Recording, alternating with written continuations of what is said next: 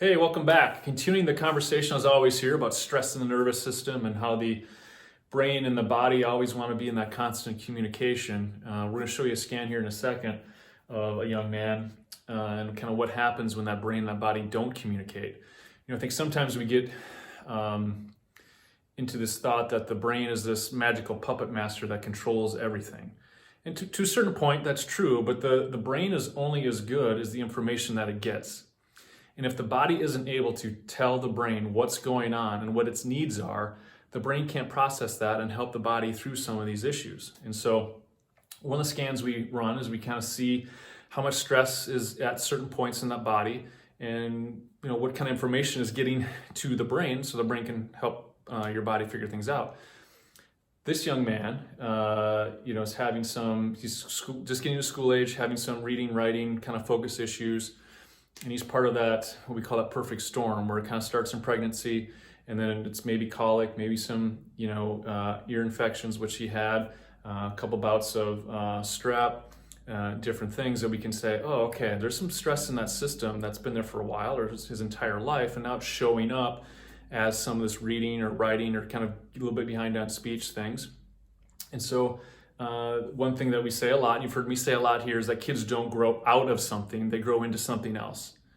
If that stress stays in there, they might get rid of those ear infections, they might get rid of those couple bouts of strep, but that stress doesn't leave. It just shows up in different behaviors or different outcomes. And so this scan, what we'd like to see is like it's right here, varying degrees of red. That means that things are online, the brain and the body are communicating pretty well.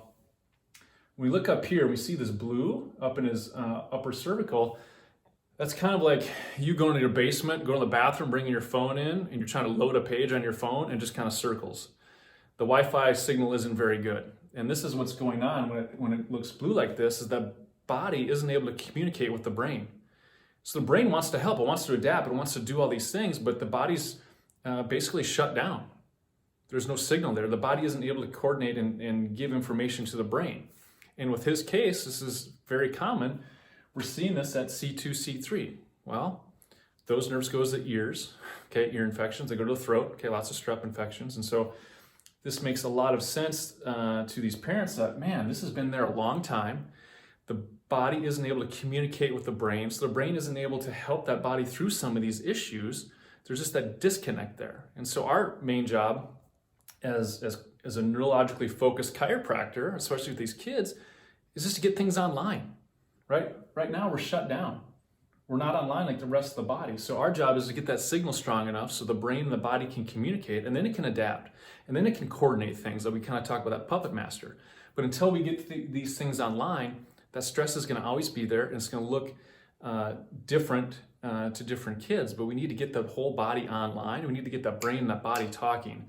And then the brain and the body can do some really cool healing things.